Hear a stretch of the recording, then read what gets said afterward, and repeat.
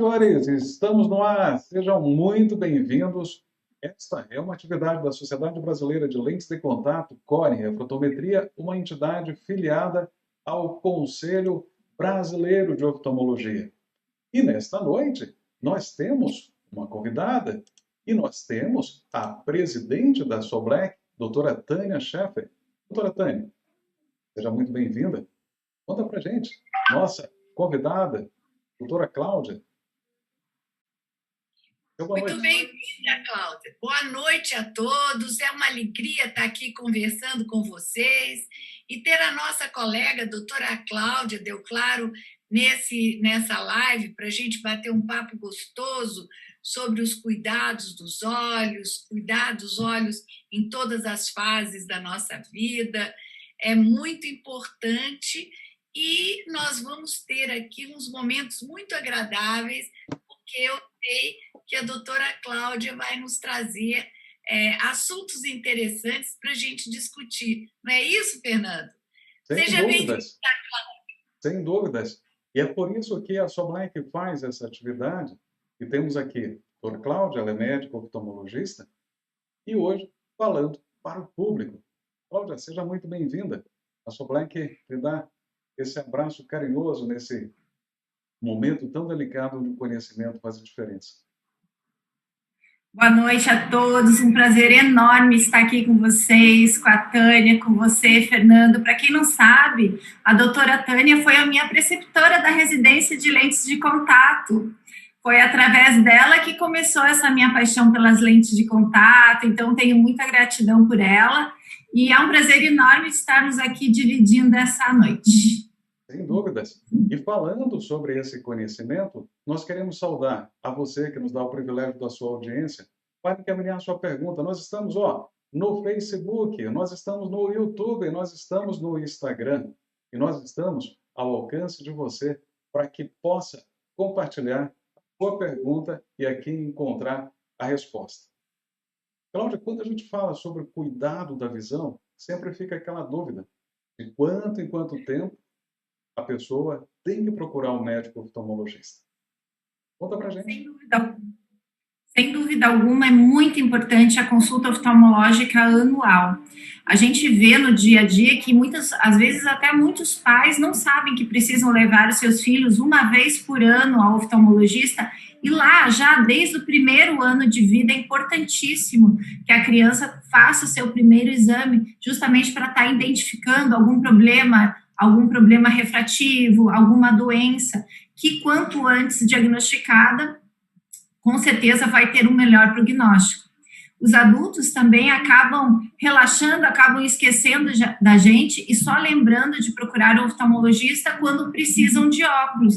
Mas, na realidade, existem muitas doenças, principalmente o glaucoma, que é uma doença extremamente traiçoeira, silenciosa, que necessita ser avaliada anualmente para ser prevenida.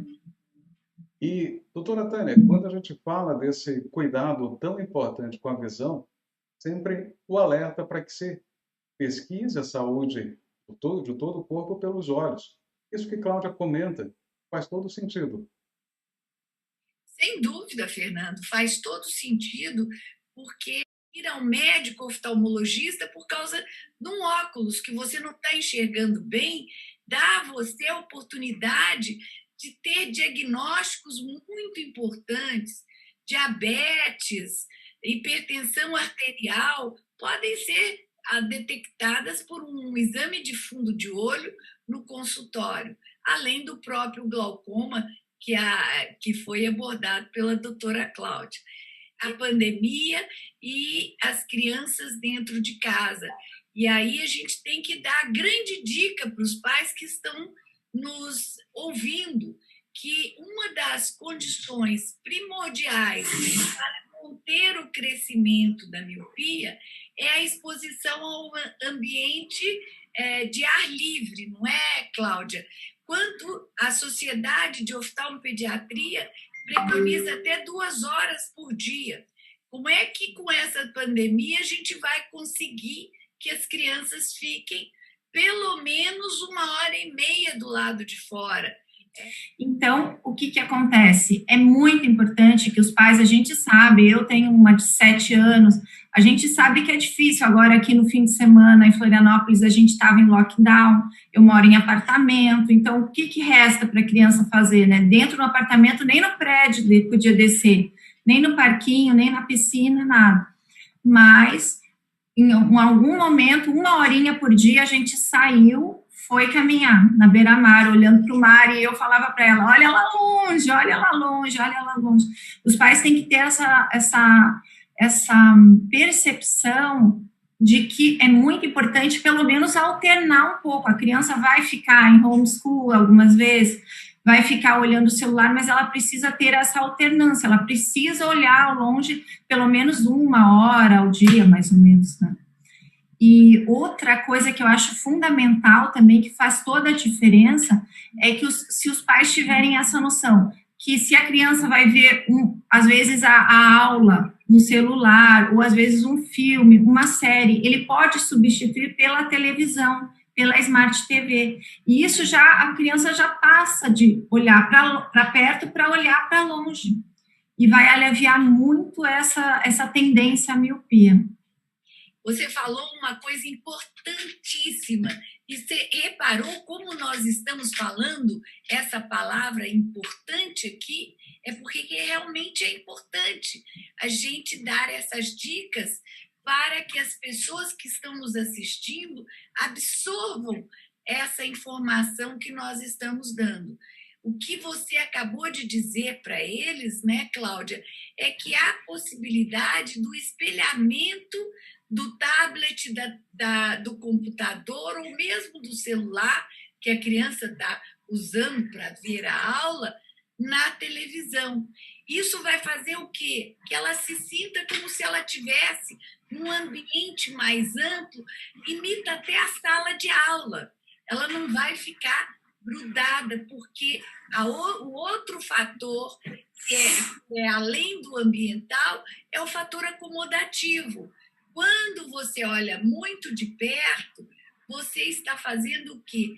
Forçando os olhos a se unirem e acomodarem para ver melhor de perto. E se você afasta o objeto da visão, ele já vai tomar um outro tipo de posição, relaxando a musculatura.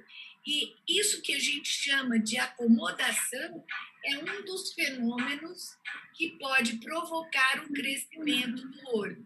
Miopia é olho grande. Nós não queremos o olho grande. E é por isso, Cláudia, nós queremos só esse olho grande que você tem aí, lindo, maravilhoso. O de fora, não queremos ele grande por dentro, não é isso, Cláudia? Exatamente. Hoje em dia, essa miopia, existe esse termo, né, miopia acomodativa, que é provocada justamente pelo excesso de esforço acomodativo. A criança só enxerga de perto, só enxerga de perto, só enxerga de perto, quando vai enxergar de longe, não enxerga.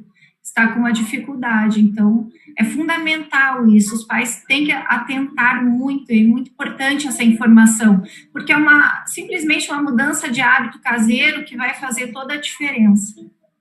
Sem dúvida. Sabe que hoje uma das coisas que a gente está preconizando no exame oftalmológico da criança é medir o tamanho do olho, porque a medida é um nome complicado aí para vocês, mas em mediquês a gente chama de biometria. Biometria é o tamanho do comprimento do olho.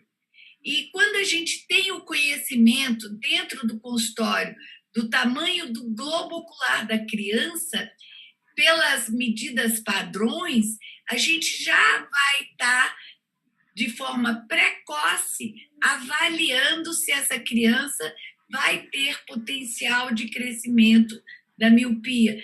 E aí, uma das tendências modernas é, pelo diagnóstico precoce, já nos posicionarmos em relação até de tratamentos.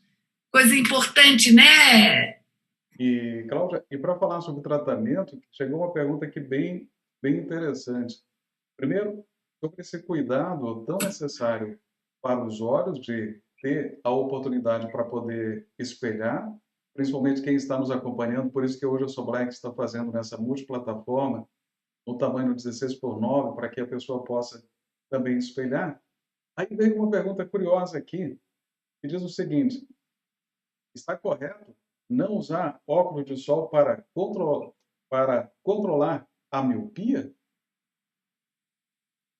Então, esse é um assunto bem controverso, mas já existem estudos mostrando que fizeram uma comparação de pessoas que se expuseram ao sol. O importante, gente, vocês entenderem, é o seguinte, que essa diminuição do controle do crescimento do globo ocular, o que está comprovado é que ele ocorre pelo aumento de dopamina, que é um neurotransmissor que existe em muita quantidade na retina. Então, se você sai para fora, você se sente bem, você tem uma sensação de bem-estar, você libera dopamina no seu corpo e essa dopamina aumenta em quantidade no globo ocular e, consequentemente, ele não vai sofrer um crescimento tão acelerado, ele vai ter um crescimento contido. Nós podemos controlar essa evolução ou até mesmo prevenir o desenvolvimento da miopia. Então, não tem muito. O importante é você se expor ao ar livre. Mas, se você for se expor na sombra, ou se você estiver de óculos escuro, ou de chapéu, ou de boné, não existe uma diferença significativa nisto. Eu até estava lendo essa informação hoje e fiquei contente, porque a gente sempre tem essa preocupação, porque o sol, a longo prazo, ele tem um efeito cumulativo em nossos olhos. Então, a longo prazo, o sol, ele pode sim causar problemas graves, é um grande fator de risco da degeneração macular relacionada à idade. E, Tânia, quando a gente traz esse tema, lembrando do alerta da miopia, com a participação das outras sociedades, comenta para o nosso telespectador que nos dá uma grande audiência da importância da retina. Olha, a retina, ela é fundamental porque é o sítio, é o local em que células específicas nos dão a capacidade de enxergar. São células treinadas para levar a mensagem para o cérebro da imagem que está se vendo. Gente, o olho é tão fantástico, eu me apaixonei por ele já há muitos e muitos anos, porque vocês imaginam um computador que recebe um input e que ele responde a esse input com uma resposta. Imagina o que é você... A sensibilidade de ver uma imagem, ela é levada para o cérebro e rapidamente isso é transformado no conhecimento daquela imagem e tudo isso começa na retina. Quando a miopia é elevada, acima de, por exemplo, 5 graus, que é o que a gente passa a considerar, a OMS, Organização Mundial da Saúde, considera como o grau alto da miopia de grau elevado, o que acontece? A retina pode ficar mais frágil. E aí podem acontecer doenças que podem diminuir muito a quantidade de visão. São as degenerações da periferia da retina, são os descolamentos de retina, são as alterações da mácula, que é a região mais importante do olho que nos faz enxergar o foco central. E esse computador que nós temos para levar a imagem até o cérebro e voltar com a resposta da visão, ele passa a ficar deficitário. E aí altera a qualidade da visão. O que nós queremos é interceptar isso tudo, né, Fernando? Não Cláudia? É fazer... Exatamente, esse é o ponto. Chega lá em cima. Ela não esse pode é o ponto. Né? Oi? Pode falar. Exatamente, esse é o ponto. Por isso que, como sabemos que os graus altos, uma alta miopia considerada acima de 6 graus, Como nós sabemos de que cada vez que o grau da miopia aumenta, a cada uma dioptria aumentada, aumentam os riscos. Cada vez mais, cada vez mais. Então, o que ocorre? Diante de todo esse cenário que hoje nós temos, a cada 6 pessoas, 2 são míopes, em torno de 27% da população. Mas a previsão para 2050, daqui a 30 anos, é que a metade da população vai ser míope. E você pensa, 50% da população míope, mas diante de uma doença que pode trazer um prejuízo muito grave da visão. Então, foi por conta disso que hoje a miopia é uma das 5 principais doenças preconizadas pela Organização da Saúde para se atacar, para se prevenir, para se agir em cima dela, para que a gente consiga reverter esse quadro. E graças a Deus nós estamos conseguindo, nós temos algumas armas em que a gente consegue fazer com que o grau não aumente com uma progressão tão grande. Cláudia, e essa previsão que você deu é muito correta. Esses trabalhos que apontam que metade da população será míope em 2050, diz também que nós teríamos 2 bilhões de altos míopes.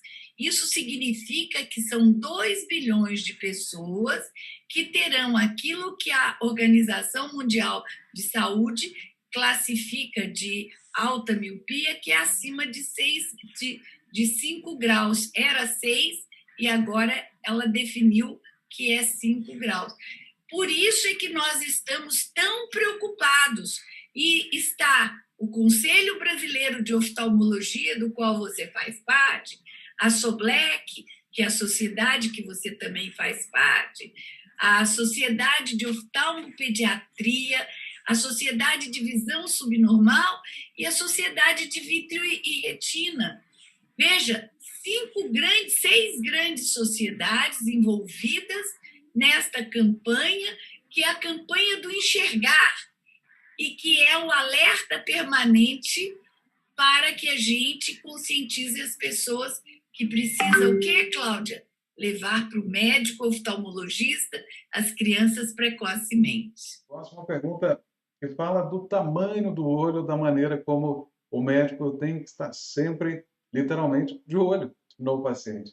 Quem pergunta aqui para a doutora Cláudia é o seguinte: Marcos Neves. Marcos, muito obrigado pela audiência, é um privilégio tê-lo aqui conosco. Doutora Cláudia, qual que é o tamanho normal de um olho? E depois, aproveitando para saber o que acontece nesse volume grande de uso de telas. Cláudia, com você. O diâmetro antero-posterior normal do olho é em torno de 23,5, 24.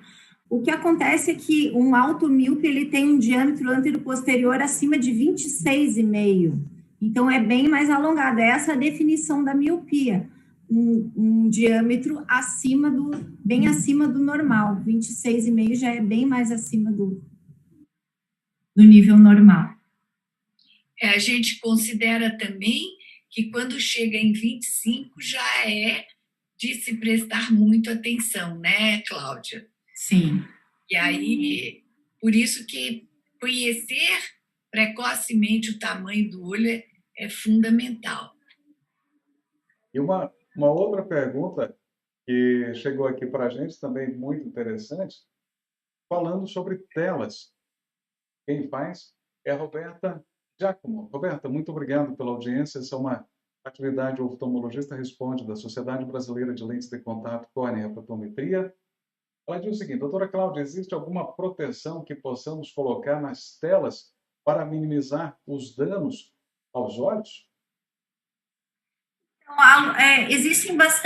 Ainda existe bastante controvérsia com relação a essa preocupação da luz azul. Não há nada comprovado de que a luz azul emitida por celulares, por telas de computador, pela luz fria, que ela possa trazer alguma doença ocular, como doenças na retina, doenças graves que poderiam levar à cegueira. Mas então, no caso de protetores de tela, não há essa necessidade. O que nós vemos hoje em dia são os filtros de proteção da luz azul nas lentes dos óculos. E os pacientes realmente referem que, usando um óculos com o filtro de proteção da luz azul, eles têm uma melhora na fadiga ocular causada pelo computador. mas não seria no sentido de prevenir doenças.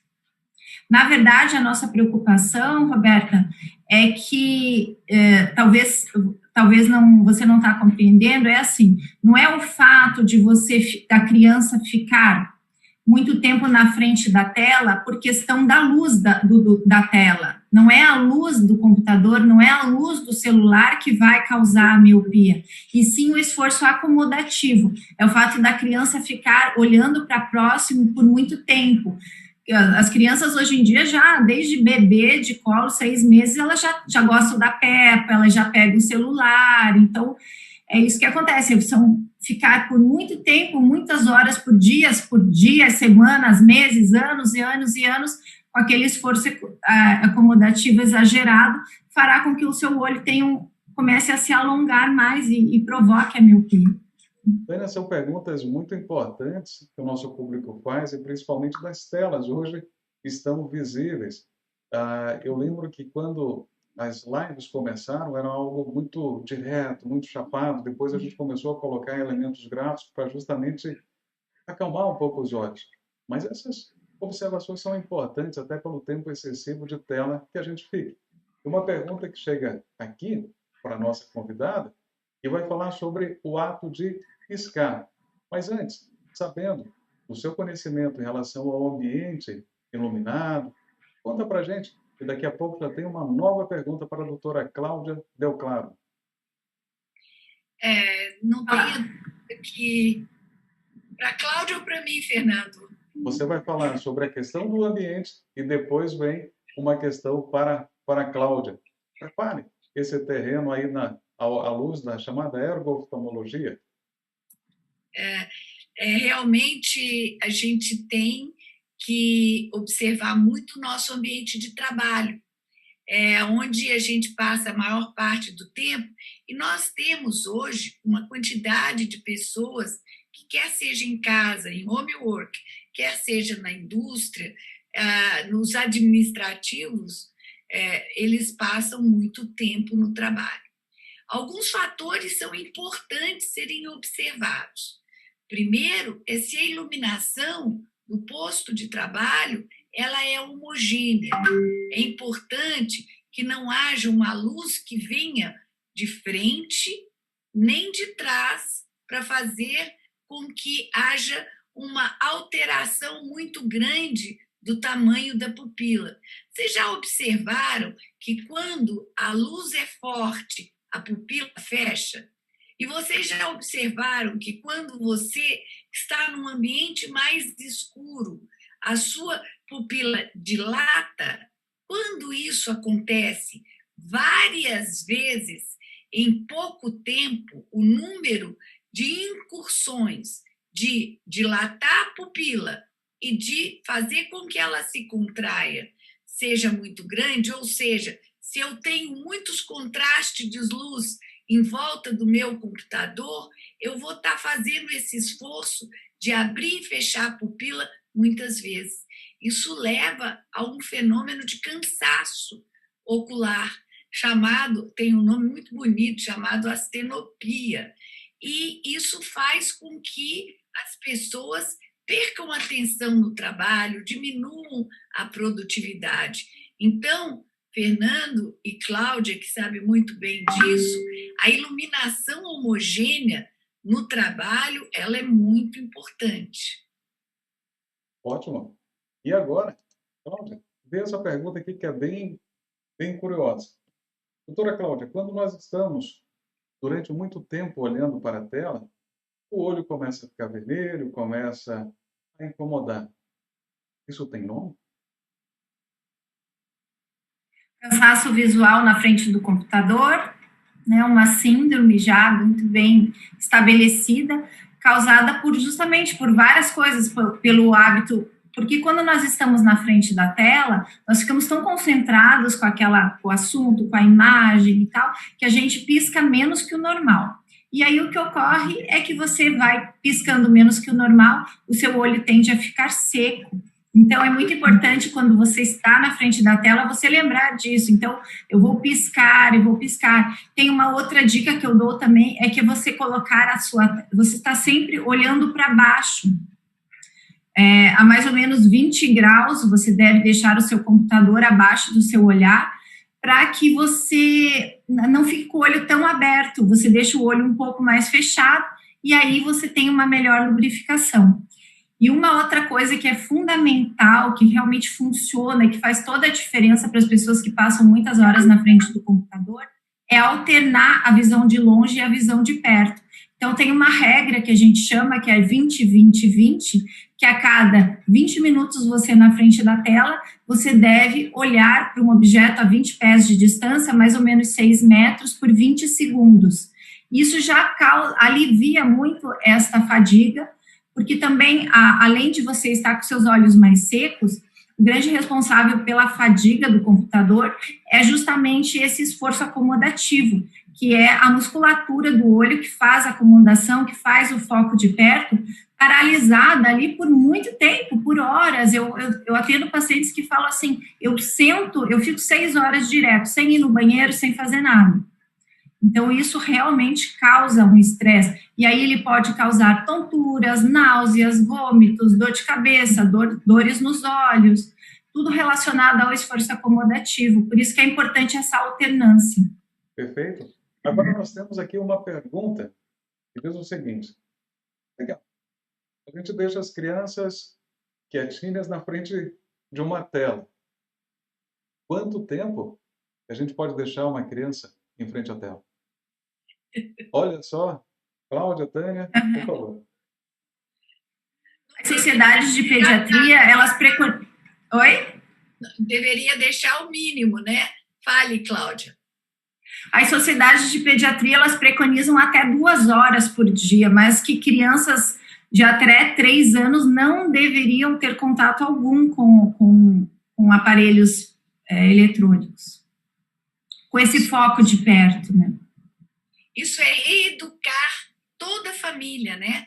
Porque a gente vê que o celular resolveu o problema do casal que está com a criança num restaurante ou está dentro do carro, o celular com um filmezinho infantil, ele é usado, inclusive, para as crianças de meses. 9 meses, eles já estão segurando o celular dentro do carrinho.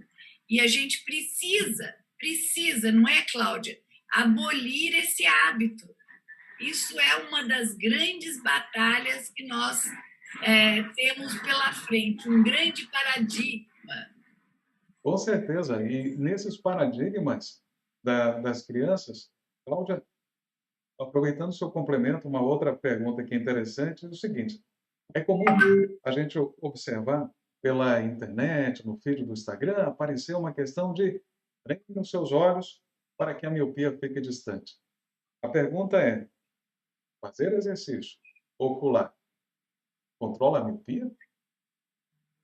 Não há nada cientificamente comprovado, não há uma sustentação científica, uma evidência científica que os exercícios oculares, eles controlem a miopia, ou que eles curem a miopia, que eu já ouvi falar, muitas pessoas me falando isso, que, eu vou fazer exercício porque eu vou curar da miopia. Também tem uma vertente desta mesma linha dos exercícios, que eles falam assim, que você deve se exercitar os seus olhos e você deve sempre corrigir um pouco a menos. Isso também não tem sentido nenhum, você deixar a pessoa com um grau mais fraco do que ela necessita, para que ela exercite, para que o grau não aumente. Os exercícios oculares que nós recomendamos são aqueles exercícios para pessoas que têm insuficiência de convergência, que têm estrabismo, sim, eles são super eficientes, mas para o controle da miopia não há nada comprovado. Quando a gente traz essa pergunta, o alerta da miopia tem mais sentido. Não tenha dúvida, Fernando. A gente se preocupa muito com essas mensagens que falam exatamente sobre esse tipo de exercícios, que exercícios vão curar não só a miopia, mas existe tratamento por meio de exercícios para resolver o problema de catarata e coisa e tal. A medicina não tem conhecimento e nem preconiza essas atividades. Ela, ao contrário, se assusta quando vê pessoas seguindo esse tipo de orientação. Em relação à miopia, o que nós temos que fazer é o diagnóstico precoce. Não é isso, Cláudia? Diagnóstico precoce, e aí sim, com as terapias que existem, que podem ser por meio de terapêutica de medicamentos, terapêutica por meio de uso de lentes de contato e o controle ambiental, né? Fala um pouquinho disso, Cláudia. Exatamente. O colírio, que nós temos feito um tratamento com colírio, atropina a 0,01% nas crianças que têm o diagnóstico de miopia, crianças pequenas, e isso faz com que se retarde a progressão da miopia em até 50% ao longo de um ano. Então, é muito significativo. Aquela criança que teria um aumento de quase 1 grau por ano, ela vai acabar tendo meio grau ou menos até. Eu não atendo tantas crianças assim, mas eu conversei com a minha colega Eliane Reis, oftalmopediatra aqui no Hospital de Olhos, e ela me falou assim, que é impressionante os resultados que ela tem acompanhado, realmente há um controle muito grande da atropina. E essa foi a pergunta da Roberta, que ela pediu para que pudéssemos comentar sobre a atropina. E tem uma outra pergunta aqui. A partir de qual idade? Fernando, antes dessa pergunta, complementando o que a Cláudia falou, que é de relevância, eu gostaria de alertar a todos que estão nos ouvindo que a automedicação, nesse caso, é extremamente condenável. Primeiro, que não existem colírios com diluição de atropina. E os colírios que existem no mercado, eles não podem ser usados com essa finalidade. A criança tem que ser estudada, tem que ser definido se realmente aquela miopia está aumentando. Só o médico oftalmologista pode fazer isso. E quando ele prescreve a diluição, que a doutora Cláudia acabou de dizer, é por receita médica, porque essa diluição ela é feita em laboratórios que fazem a diluição. Ela não pode ser doméstica, nem o próprio médico pode fazer esse tipo de diluição no seu consultório, imagina só. Então, por favor, nós estamos aqui esclarecendo e dando notícias. Vocês precisam saber, porque quando vocês forem ao consultório do oftalmologista e ele falar para vocês que o seu filho tem indicação a uma terapêutica com colírio, vocês já estão informados. Mas é importantíssimo, vamos dizer mais uma vez essa palavra, que vocês não automediquem seus filhos. Por favor. Não é isso, Cláudia? Exatamente, não, porque até esse colírio, se você usar, os estudos mostram que usado em doses a mais altas do que realmente está sendo preconizado, que foi aceito como tratamento efetivo, você pode ter um efeito de rebote grande, enfim, isso não há nem o que discutir, com certeza a prescrição tem que ser médica, tem que ter a indicação do médico e o acompanhamento. Isso mesmo. Sim. E essa pergunta sobre o colírio era, primeiro, você pode usar sem orientação? Resposta, não. Tem que ter ciência, tem que ter conhecimento. A segunda, a partir de qual idade que o médico pode indicar o uso do colírio de atropina? Isso vai depender exatamente do acompanhamento médico. Não há uma idade específica, mas se há indicação que aquela criança tem 4 anos, tem 5 anos, não importa, mas ela mostra alteração do grau no sentido da miopização do seu olho, o médico pode intervir. Então, a decisão é médica pelo acompanhamento da progressão do grau que ele considera que vai ser perigoso para essa criança e que ela não deve chegar a um grau de alta miopia. A doutora Cláudia falou na redução de 50%. Imagina uma criança que, se ela normalmente tivesse uma progressão, uma curva de progressão, isso funciona, e as mães vão entender muito bem, funciona igual a curva de crescimento das crianças. O pediatra, quando vocês levam a criança na consulta, eles dizem para vocês, olha, vai ter 1,70 m quando ficar grande, ou vai ter 1,60 m, vamos fazer uma medicação para crescer mais, etc. e tal. A miopia já está chegando nesse nível. Então, quando o médico percebe que tem um aumento de meio, 0,75 por ano, e que a progressão dessa criança chegaria a 5, 6, 7 graus, e ele usa o tratamento, ele vai reduzir isso em 50%. Ou seja, ela vai ter 3 graus de miopia. Não é que ele vai eliminar a miopia, né, Cláudia? Exatamente isso, como a gente já falou anteriormente, faz toda a diferença, porque ela não vai entrar naquele quadro patológico da miopia, da alta miopia, que está envolvida com tantas doenças que causam a diminuição visual. Então, é uma coisa, assim, importantíssima esse acompanhamento, esse diagnóstico precoce para interceder nisso. E tem uma pergunta aqui do Panos e Copas. Muito obrigado pela audiência nessa atividade. Ela diz o seguinte, ó. Sou míope, mas a minha família não tem míope. Existe alguma situação hereditária na miopia? Cláudia? Sim, não, a miopia é uma doença genética, às vezes não é diretamente de pai e mãe, mas ele pode ter outros parentes que tenham miopia, e também agora a gente sabe que o fator ambiental, ele está envolvido também no desenvolvimento da miopia. Ótimo. A Fabiana também havia perguntado, Tânia, e pode complementar, por favor.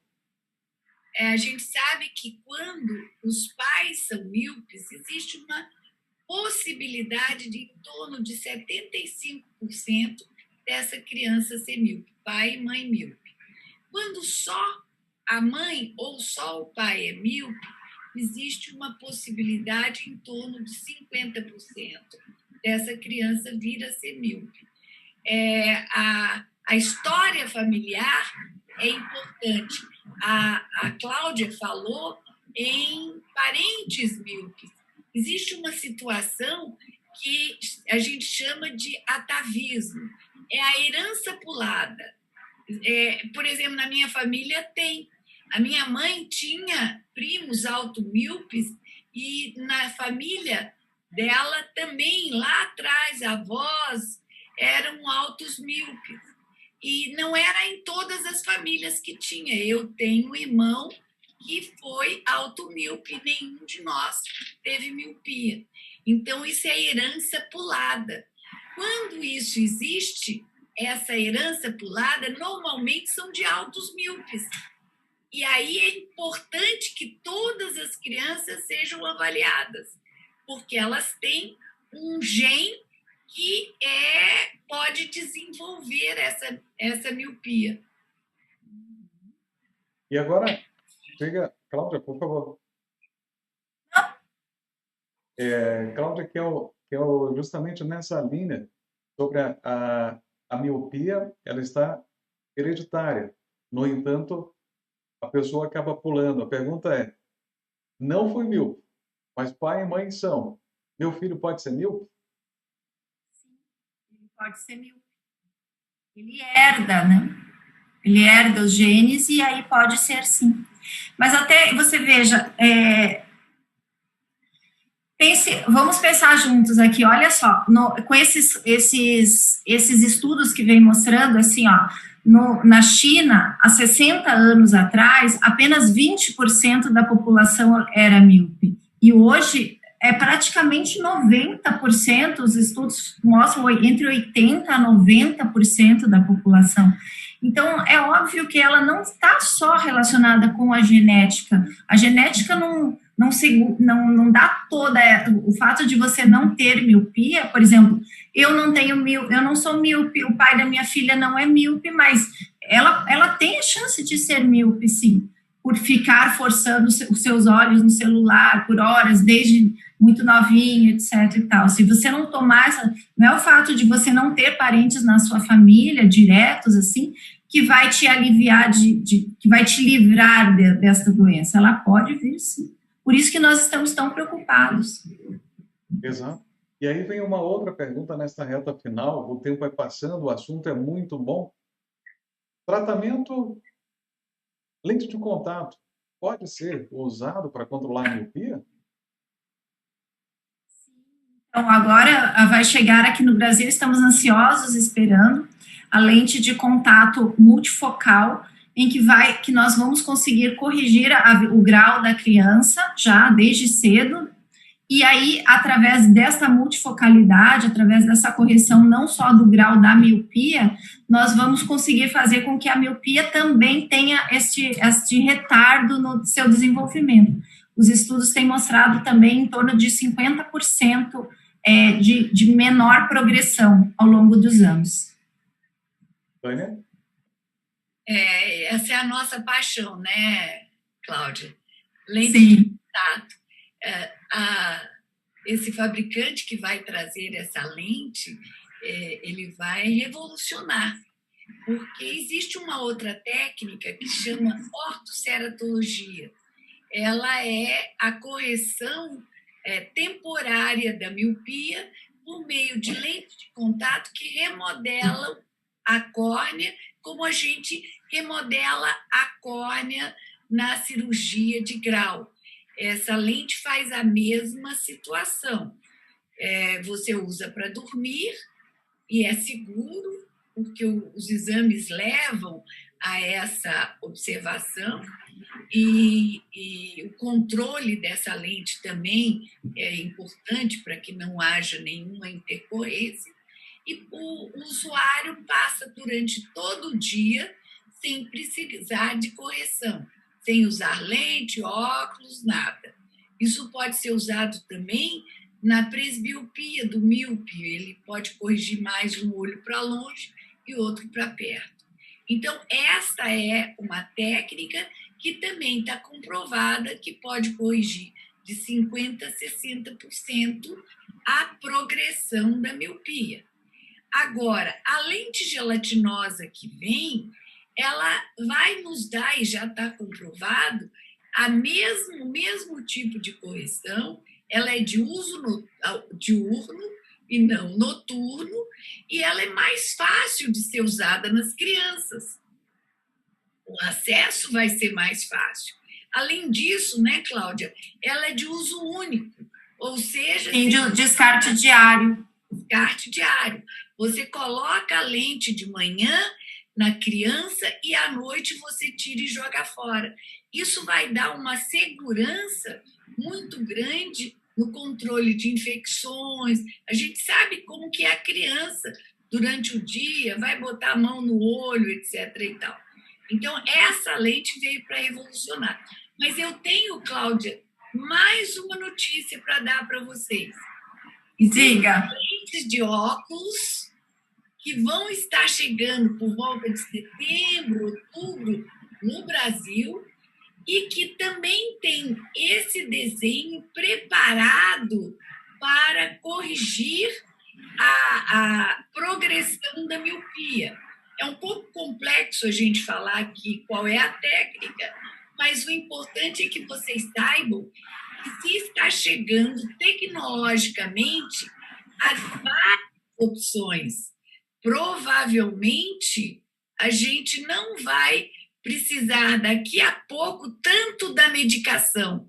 E é muito melhor que isso seja feito por tecnologias que vão nos propiciar isso. Então, também temos uma lente de óculos que já está comprovadamente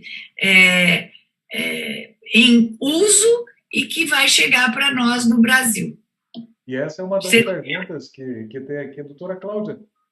Lente de contato, óculos, colírio, usa tudo combinado? Não, os estudos não são combinados, não. A gente deve escolher, optar entre um tratamento qual for o de melhor indicação para aquele paciente e adequar isso, mas não é combinado, não há uma sobreposição deles. Por isso, sempre é importante lembrar que é o médico oftalmologista, o profissional habilitado, para que justamente consiga saber como é que anda a saúde dos olhos e aquilo que vai ser indicado. Estamos agora nos minutos finais. Doutora Tânia, ouvindo a doutora Cláudia Del Claro, falando para este público agora ao vivo, e vai ficar sob demanda, sobre essas perguntas que todo míope deva conhecer a resposta. É prazeroso demais, principalmente lembrando do alerta permanente que a Soblec está no ar e levando essa informação para todo o território nacional. Suas considerações nesta reta final aqui nesse nosso evento, o Oftalmologista Responde, que é organizado pela Soblec. Fernando e Cláudia, eu gostaria que todos os que nos ouvem saibam que em ciência, e isso acontece na medicina, a verdade de hoje pode não ser a de amanhã. Por isso, os médicos se atualizam tanto, estudam tanto, para que eles estejam sempre atualizados conforme as pesquisas se comprovam. A gente não faz pesquisa dentro do consultório, nós aplicamos o resultado das pesquisas no nosso consultório. Por isso, procurar o seu médico oftalmologista para que ele faça o diagnóstico correto do seu olho, do olho do seu filho, da sua mãe, do seu esposo, da sua esposa, é fundamental. Era essa a mensagem final que eu gostaria de deixar para vocês. Cláudia, ouvindo tudo isso, e principalmente esse tema que tem tanto conhecimento embarcado dentro dele, conta para nós que tipo de incentivo para quem está nos assistindo agora, para quem seja paciente, para quem é familiar, esse cuidado tão importante que é feito pelo médico oftalmologista a partir dos olhos. Exato, eu acho que o que a população tem que se conscientizar de uma vez por todas é que a nossa visão é o nosso principal sentido, é o sentido que nos conecta com o mundo. E é muito, muito triste você perder a visão. Então, às vezes as pessoas estão na correria do dia a dia, envolvidas com o trabalho, com tantas outras coisas, acabam não dando a real importância para a sua saúde. A sua saúde visual precisa ter este acompanhamento. A saúde visual precisa ter a prevenção. Então, é muito importante que toda pessoa já, desde a partir do primeiro ano de vida, faça uma consulta, é o que eu digo, um dia que você dedique ao ano a sua visão, pode te livrar de uma vida toda na escuridão. Então, que fique essa mensagem, que vocês tenham consciência disso e que vocês tenham amor aos seus olhos. Esse é o nosso objetivo, estar aqui. Com certeza, nesse amor aos olhos e principalmente a qualidade de visão, que a Sociedade Brasileira de Lentes de Contato com a Refratometria, uma entidade filiada ao Conselho Brasileiro de Oftalmologia, renova o convite. Consulte o seu médico, converse com ele, converse com a médica que lhe assista e, fundamentalmente, cuide dos olhos. A todos. Em 30 segundos, doutora Tânia, seu boa noite. Depois, Cláudia, para que a gente possa finalizar aqui o nosso evento desta noite. Boa noite a todos. Obrigada por essa audiência tão expressiva de hoje. Cláudia, eu quero agradecer a você pelo trabalho que você faz no seu Instagram, ensinando e orientando as pessoas de forma correta, de forma ética, e é assim que a gente quer que seja feita a informação. Muito obrigada, e obrigada a você, Fernando. Obrigada a todos que nos assistem. Cláudia, seu boa noite. Muito obrigada pelo convite, adorei estar aqui. Para mim foi um enorme prazer, me senti muito honrada, agradeço muito e Muito obrigada pela audiência, por tantas perguntas. Espero realmente que a gente tenha conseguido passar a mensagem. Com certeza, a mensagem foi passada, o convite sempre para o aprendizado é contínuo. E a todos que estiveram aqui conosco desde as 8 horas. Recebam o nosso melhor muito obrigado e fica sempre aquele alerta de que nós estamos ainda na pandemia, o vírus segue à solta e a saúde ela merece o melhor cuidado. Uma ótima noite a todos. Sigamos com alegria e cuidando bem dos olhos. Doutora Cláudia, nossa convidada de hoje, doutora Tânia, presidente da Soblec 2020 mais 2021. Uma ótima noite e até a próxima. Boa noite.